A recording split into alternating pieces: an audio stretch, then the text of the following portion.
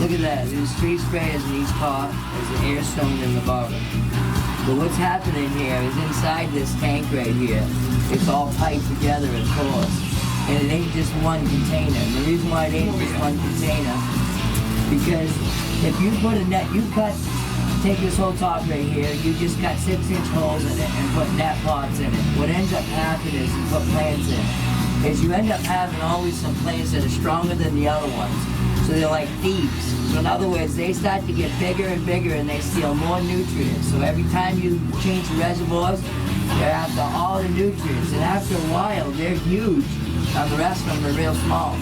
So that's why we've given individual pots, so each one can't steal from each other. Each one has its own nutrients. Matter of fact, you can put plants in this, all different sizes, and after probably, I would say about a month, they'll all even right out. It'll even the growth right out. So, you see in here, on each bottom of these basins, there's 2 or 3 inches of dead spot. See that 2 inches of water in there?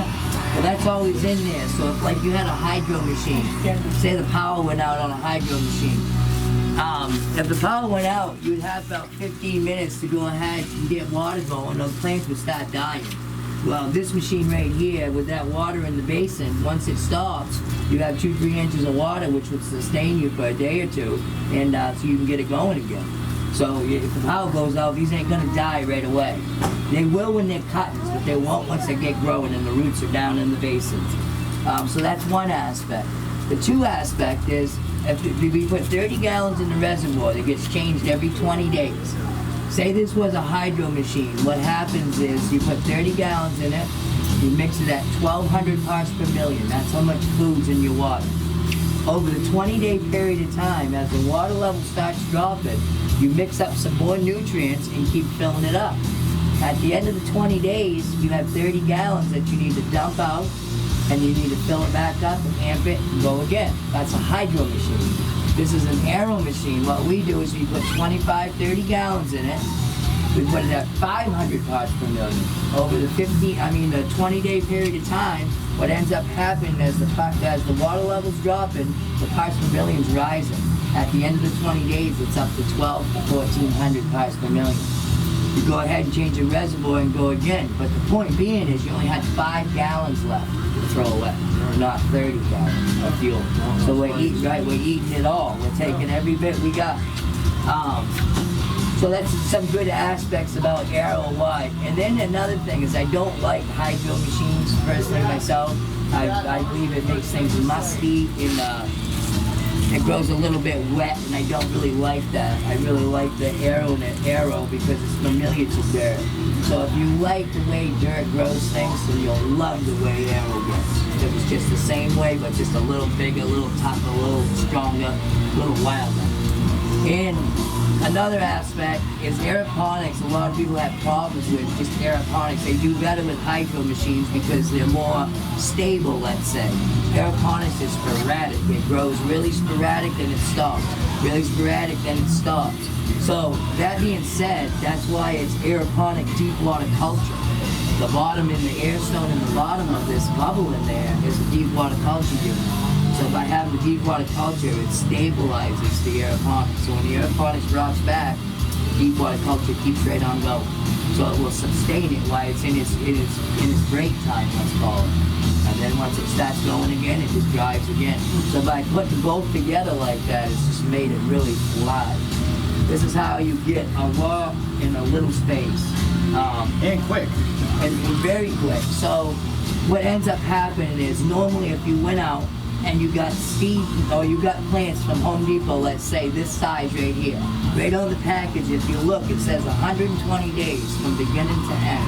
That's what it says you need to do when you take a plant from that size and grow it all the way through, have tomatoes and finish it. It takes 120 days. We've already done tomato plants in 68 days and had, tomatoes this size. From a cut, taking a cutting off the plant, 68 days later, done. So we're doing almost half the time.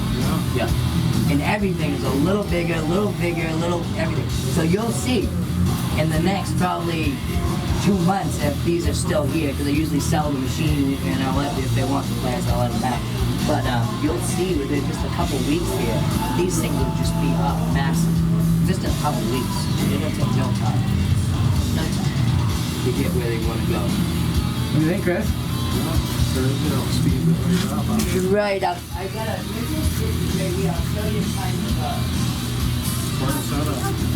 Yeah. And I think it's obviously because the air part of it, that helps a lot, you know.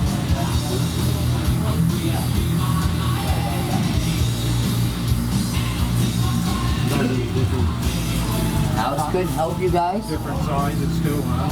Yeah, well, this is the 12 site. This is the 12 site. And then we're going to have a 4 site that's going to be available for a mobile trailer unit. So we got a trailer we're actually building right now. We'll have 4 sites lined right in this. You know, we'll have the lights built in on the top on each side. It'll be a really nice Alex, how come nobody can tell them how much a cloning machine is? I don't understand that. They probably can. Well, they can't, obviously, because the guy leaves and they don't know how much the price is on it. I say, none of you guys can tell this guy how much the clone We gotta machine find is? out how much it is. Oh, I guess nobody does that. They all look around like fucking numbskulls. Right. So anyways, that's 423, and that's 430. So that's 7 days later. From that to that, the same machine. So that just shows you what 7 days will do. It's unbelievable. No, it's the same kind of growing though. These are the same exact parts that goes right there. The 6-inch basins, they're identical. Those are just inside here, inside this container.